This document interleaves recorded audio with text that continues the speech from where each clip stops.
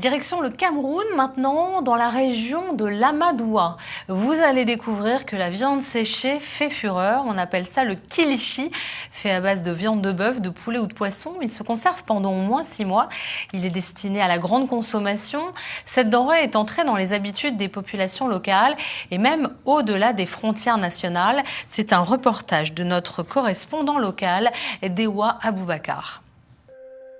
Vue du ciel, Ngaoundéré, cité capitale de la région de l'Adamawa, est réputée être le berceau du cheptel bovin du Cameroun. Ici, la viande du bœuf est transformée localement sous plusieurs formes. Il y a le kilichi? Oui, il y a le kilichi. Il y a pimenté et non pimenté. Je vais le pimenter là. D'accord, prenez le goûter. Yerima Oumarou tient une entreprise de transformation et de commercialisation de la viande séchée, communément appelée ici kilichi. Devant son local, des lamelles de viande séchée sont étalées sur des tables au soleil. Là, nous avons mis tous les condiments. Nous séchons pour après mettre au feu. Tout commence dans cet atelier où sont acheminés des kilogrammes de viande. La matière première est ensuite découpée en lamelles, puis séchée au soleil. Quelques minutes après, la viande sera trempée dans des condiments avant d'être exposée une fois de plus au soleil. Dernière étape, les galettes de viande sont étalées sur le feu pendant 15 minutes. Dans les allées de cette maison au quartier 12 Poteaux, une dizaine d'employés a le cœur à l'ouvrage. C'est la plus grande industrie de kilichi en Ngaoundéré. Cet homme est le maître des horloges de ce procédé qui prend 3 jours. Aladi Amadou surveille comme le lait sur le feu la production quotidienne. 1000 francs le paquet. Selon ces derniers, le kilichi va transformer l'économie locale. Au quartier Touamala, Aboubakar a établi son entreprise. À longueur de journée, les clients se bousculent, tant la demande est immense. Parfois, je fais 2 jours, ça finit. Une 7 jours, parfois, sur le feu comme ça, sur le garde comme ça, c'est fini.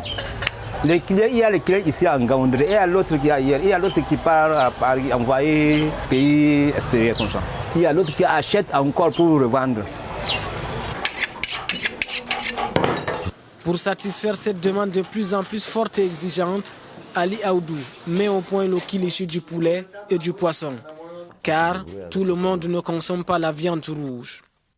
J'étais capitaine dans un supermarché, je me suis dit, ceux qui ne mangent pas vraiment la chair rouge, voilà quelque chose qui peut être bien pour eux.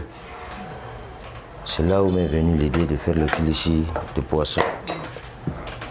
Denrée devenue incontournable, le kilichi séduit jusqu'au-delà des frontières camerounaises.